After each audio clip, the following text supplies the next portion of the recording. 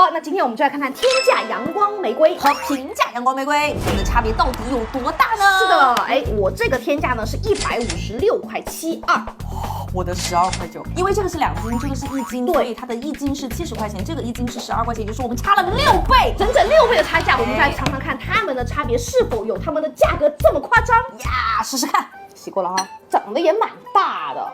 好吃的，好吃哎，很好吃的，它很容易，你一口咬下去，它是软的，皮会被带着走一点，但它从甜度上面是很好的，非常好吃，而且它里面也没有籽。如果这个很便宜的话，买这个154块钱这一串，它们的软硬是完全不一样的。我刚刚拔还拔到有点困难。对，这个很软，这是便宜的，这个是贵的，你看脆，哇。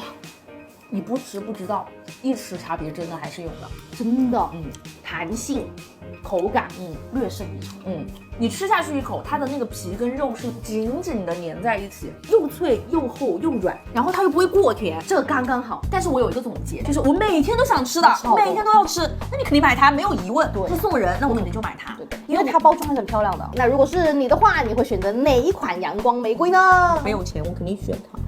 那我们下期再见吧，拜拜。